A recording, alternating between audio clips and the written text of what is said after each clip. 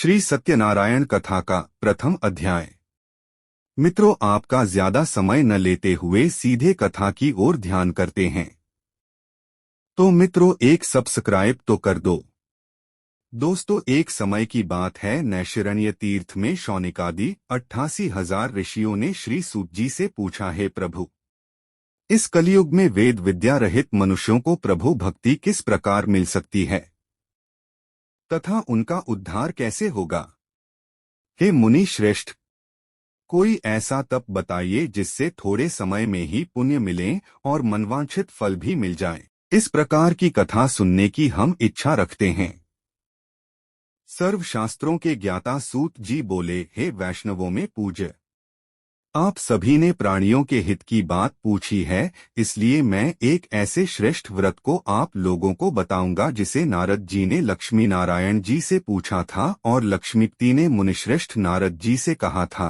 आप सब इसे ध्यान से सुनिए। एक समय की बात है, योगीराज नारद जी दूसरों के हित की इच्छा लिए अनेकों लोकों में घूमते हुए मृत्युलोक में आ पहुँचे। यहाँ उन्होंने अनेक योनियों में जन्मे प्राय सभी मनुष्यों को अपने कर्मों द्वारा अनेकों दुखों से पीड़ित देखा। उनका दुख देख नारद जी सोचने लगे कि कैसा यत्न किया जाए जिसके करने से निश्चित रूप से मानव के दुखों का अंत हो जाए। इसी विचार पर मनन करते हुए वह विष्णुलोक में गए। वहाँ वह देवों के ईश भगवान नारायण की स्तुति करने लगे, जिनके हाथों में शंख, चक्र, गदा और पद्म थे, गले में वरमाला पहने हुए थे। स्तुति करते हुए नारद जी बोले, हे भगवान, आप अत्यंत शक्ति से संपन्न हैं। मन तथा वाणी भी आपको नहीं पा सकती हैं।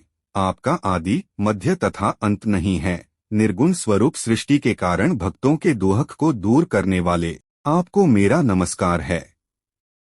नारद जी की स्तुति सुन विष्णु भगवान बोले, हे मुनिश्रेष्ठ, आपके मन में क्या बात है?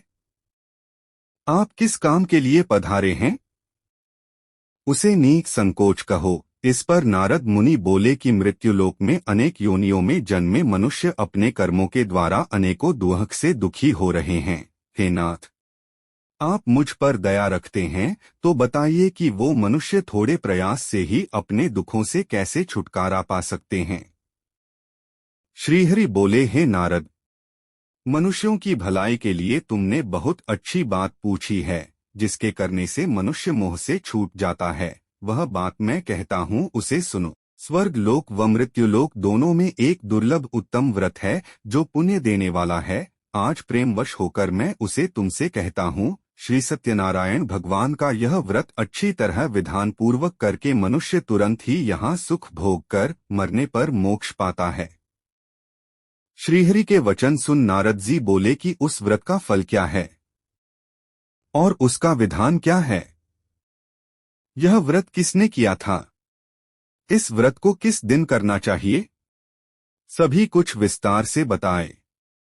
नारद की बात सुनकर श्रीहरि बोले, दुख व शोक को दूर करने वाला यह व्रत सभी स्थानों पर विजय दिलाने वाला है। मानव को भक्ति व श्रद्धा के साथ शाम को श्री सत्यनारायण की पूजा धर्म परायण होकर ब्राह्मणों व बंधुओं के साथ करनी चाहिए। भक्ति भाव से ही नैवेद्य, केले का फल, घी, दूध और गेहूं का आटा सवाया लें। गेहूं के स्थान पर साठी का आटा, शक्कर तथा गुड़ लेकर वह सभी भक्षण योग्य पदार्थों को मिलाकर भगवान का भोग लगाएं। ब्राह्मणों सहित बंधु बांधवों को भी भोजन कराएं। उसके बाद स्वयं भोजन करें। भजन कीर्तन के साथ भगवान की भक्ति में लीन हो जाएं। इस तरह से सत्यनारायण भगवान का यह व्रत करने पर मनुष्य की सारी इच्छाएं निश्चित रूप से पूरी होती हैं।